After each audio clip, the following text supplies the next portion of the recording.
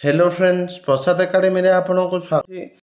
देखु आपण मानी ए भिडियो गोटे इम्पोर्टेंट वैकेंसी अपडेट होची जोटा कि ओडिशा गवर्नमेंट अपकमिंग रिक्रुटमेंट को लेकिन तो मोट पदवी देखा गले 3018 रही। तो कौ कौ वैकेंसी गुड़िक रही चलतु डिटेल देखा। तो डिटेल देखा पूर्व आप गोटे छोटिया इनफर्मेशन दे दूची। तो जो मैंने भी ओडिशा पुलिस एसआई किंबा एसएसबी किंबा ओपीएससी एसओ जेकोसी मॉक टेस्ट परचेस करने चाहते आजिका डेट 20% ऑफ दि जाइए। तो आपण मैंने प्ले स्टोर रु प्रसाद एकेडमी एप्लिकेशन को डाउनलोड करके अगस्ट 15 कूपन कोड को यूज करके मॉक टेस्ट को परचेस करें। ता सहित जो मैंने ओएसआईटी कंप्यूटर सर्टिफिकेट घरे रही ऑनलाइन मोड रे करने चाहते ये कांटेक्ट नंबर दी जाइए। ये नंबर को कांटेक्ट करेंगे। एवं चलतु डिटेल देखा कौन रही अपकमिंग ओडिशा गवर्नमेंट जो 3018 पदवी रिक्रुटमेंट।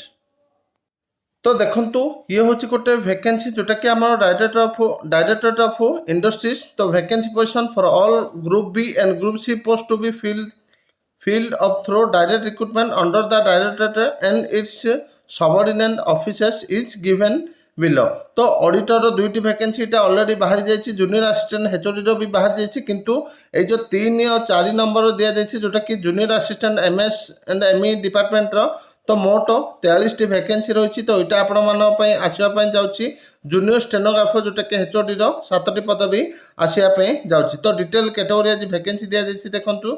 तो देखा गले ये एसटी 11टी एससी 8टी एससीबीसी 6टी यूआर 16टी पीडब्ल्यूडी 2टी तो मोट 43 पदवी रही।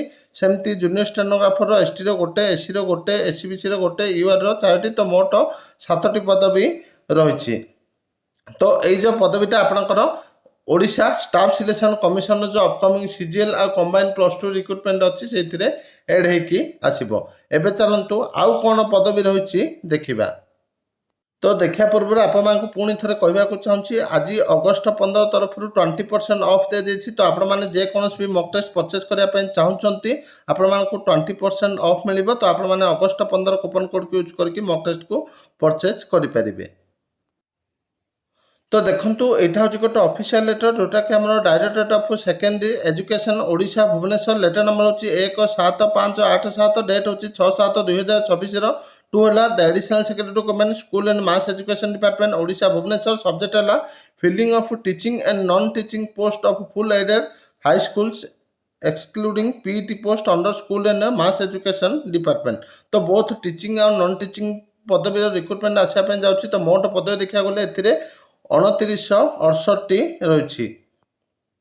तो कौथिर केते देखंतु टीजीटी आर्ट्स 407टी टीजीटी पीसीएम 256टी टीजीटी सीबीजेड 219टी हिंदी टीचर 229टी संस्कृत टीचर जोटा कि क्लासिकल टीचर 291टी जूनियर क्लर्क 439टी। तो भल वैकेंसी पिओन 1127टी टोटाल 2968 पदवी रही। तो ये थिला आपण मानन पई भल वैकेंसी। तो अपकमिंग रिक्रुटमेंट आपण मानन पई आसिया पे जाउछि। Thank you.